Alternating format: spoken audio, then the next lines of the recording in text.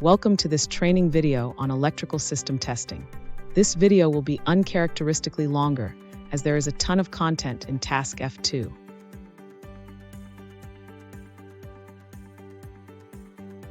Welcome to another training session. Today we're going to dive into a critical skill for any automotive technician, electrical circuit diagnostics. While we've already covered the basics of using a digital multimeter, DMM, this lesson will focus on applying that knowledge to real-world scenarios. Our goal is to empower you to confidently check for voltages, grounds, and voltage drops and to accurately interpret your meter's readings. We'll also cover the different types of test equipment you'll encounter and when to use them. Let's get started. Before we get our hands dirty, let's briefly review the different types of meters you'll find in the shop. A multimeter combines the functions of a voltmeter, ammeter, and ohmmeter into a single unit. Digital multimeter, or a DMM. This is your go-to tool. DMMs are highly accurate and are perfect for modern electronic systems.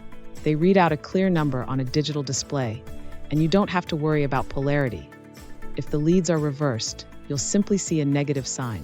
Remember to use a high-impedance DMM, over 10 megohms, for any computer-related circuits to avoid damaging sensitive components. Digital graphing multimeter, or GMM, and digital storage oscilloscope, or DSO. These advanced meters go beyond simple numbers. They display an electronic signal as a waveform, which is a graphical representation of voltage over time. This is incredibly useful for diagnosing intermittent problems or glitches that a standard DMM might miss. The DSO is the most accurate of these, with a super fast sample rate, 12-volt test light. While limited, a test light can be useful for quick checks on non-digital circuits to see if voltage is present. However, a DMM is always a better choice because it tells you exactly how much voltage is present. Using a test light on sensitive electronic circuits can cause damage, so it is not encouraged for entry-level techs. Checking for voltage. Voltage is the electrical pressure that pushes electrons through a circuit. A healthy circuit needs a strong, consistent voltage to operate correctly. Here's how to measure it with your DMM. First, set up your DMM. Connect the red lead to the V input and the black lead to the COM input. Set the function switch to DC volts, DCV. Second, if not using an auto-ranging meter, select a range. Choose a range that is higher than the voltage you expect to measure. For a typical vehicle circuit, a 20-volt range is a good starting point. Third, connect the leads. Connect the red, positive lead to the point in the circuit where you want to measure voltage, and the black, negative lead to a known good ground. Finally, interpret the reading. The DMM's display will show the voltage at that point. A reading of around 12.6 volts is typical for a fully charged battery.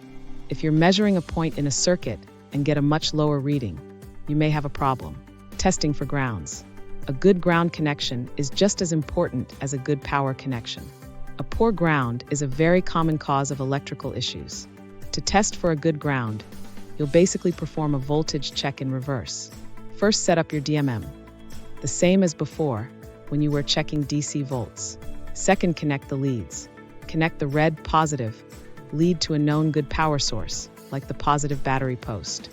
Connect the black, negative, lead to the ground point you want to test. Now interpret the reading. If the ground is good, your meter should read the full battery voltage, around 12.6 volts. If the ground is poor, the meter will read less than full battery voltage, as the poor connection is resisting the flow of electrons.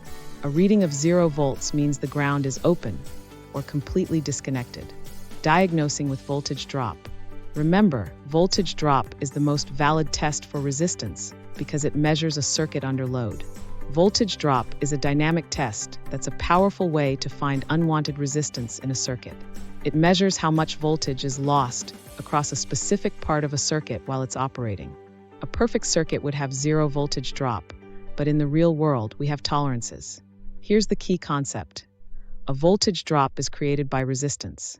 When a circuit is on and current is flowing, any extra resistance, like corrosion, a loose wire, or a bad connection, will use or drop some of the voltage. We can measure this drop to pinpoint the exact location of the problem. Method 1. The whole circuit test.